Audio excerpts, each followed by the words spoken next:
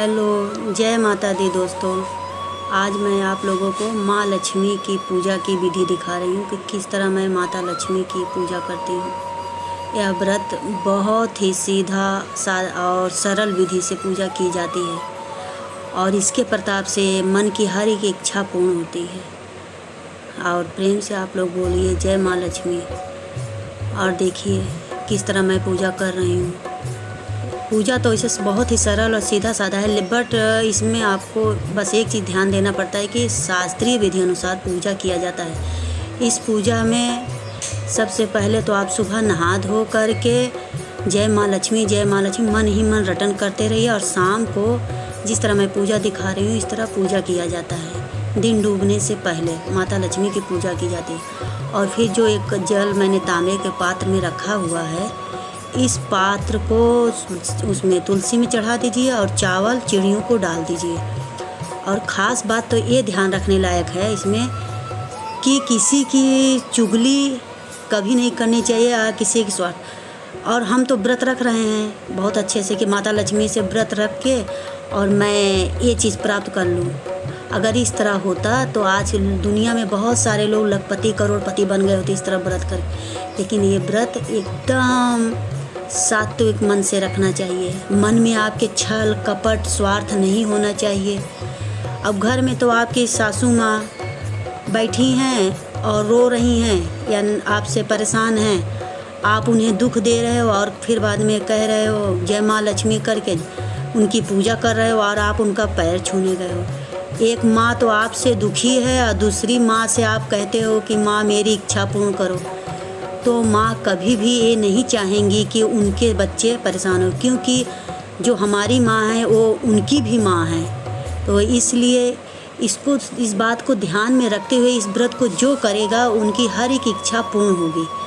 लेकिन मन में सच्चे मन से हृदय से हम अपनी माँ को तो मतलब सब मानते हैं, अपनी सगी माँ के लिए तो हम सब कुछ करते हैं, क्या अपनी सास के लिए थोड़ा सा भी नहीं कर सकते?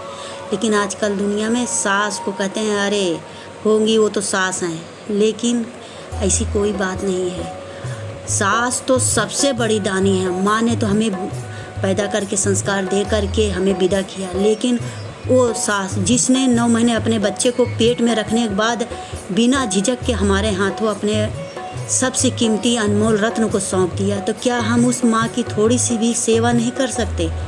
अगर जो मेरी इस वीडियो को देख रहा हो और ये वीडियो अच्छा लगे तो लाइक सब्सक्राइब ज़रूर कर दीजिए, क्योंकि वीडियो बनाने में बहुत ही मेहनत लगता है।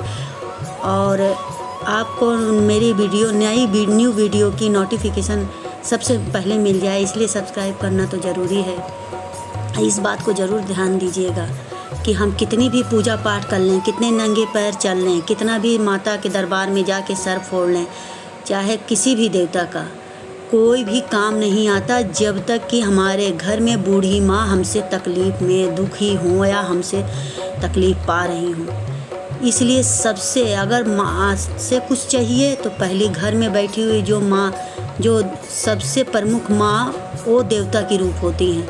आप सच्चे मन से उनके सम्मान और सेवा करेंगी तो आपके हर एक इच्छा पूर्ण होगी। कोई व्रत कोई पूजा नहीं करने की ज़रूरत है। बट मैं तो बता रही हूँ, लेकिन मेरे पास तो मेरी सासू माँ है नहीं और उनकी कमी तो हम लोग को हमेशा खलती रहती है। लेकिन कोई बात नहीं है, सभी माँ हैं, चाहे जिसको मानो सभी माँ हैं। और जय माता दी। इस विधि को देख करके पूजा करिए। जो मैंने बताया उसको आप फॉलो करके इस तरह पूजा करेंगे तो आपकी हर एक इच्छा पूर्ण होगी। लेकिन ये नहीं कि इच्छा पूर्ण हुई अरे छोड़ो ये बुढ़िया बैठी है, वो माँ तो एक कप चाय के लिए रो रही है और हम वहाँ पे माता को रकम के पकवान और भोग लगा रहे हैं, तो माता तुम्हारे भोग को कभी भी नहीं स्वीकार करेंगी जब तक कि घर में बैठी माँ का आप पूजा सम्मान सेवा नहीं करते। कितने भी वो हो जाए आपको कोई भी फल नहीं प्राप्त होगा, कुछ भी नहीं आपको मिलेगा जब तक आप अपनी माँ का सेवा नहीं करना सीख जाएंगे। और ख़ास करके बहुओं को ये चाहिए, क्योंकि वो अपने घर में अपनी सगी माँ के लिए तो कर सकती हैं, अपनी माँ की डांटें सुन सकती हैं, तो क्या सासू माँ की डांटें नहीं सुन सकती? या सासू माँ जो कहती हूँ हमसे ज़्यादा समझदार हैं, उनको हर चीज़ पता है, वो बहुत सी दुनिया देखी है, वो जो बताती हैं जो कहती हैं उसको हमको मानना चाहिए। आज हम लोग बहुत बड़े हो गए हैं, लेकिन हमसे ज़्यादा दुनिया देखी है, उनको बहुत ज़्यादा कुछ मालूम होता है, इसलिए उनकी बातों को मानते हैं, उनकी सेवा। उनको चाहिए क्या? बस 2 वक्त की रोटी, प्रेम से, केवल उनको प्रेम चाहिए। अगर हम थोड़ा सा प्रेम से उनसे बोल के, उनको सम्मान से, टाइम से चाय या नाश्ता दे दें तो कोई बुराई नहीं है, और इसमें बुरी बात भी नहीं है। हम तो अपनी माँ को तो दुखी कर रहे हैं और कह रहे हैं कि हे माँ, नवरात्र में हम 9 दिन का व्रत रखते हैं, माता लक्ष्मी की व्रत रखते हैं, अन्य देवताओं का रख के, कहते हैं कि हमारी इच्छा पूर्ण करो। तो आपकी इच्छा कभी नहीं पूर्ण होगी। और मेरा वीडियो इसी पे बंद करने जा रही हूँ। जय माता दी आप सबको।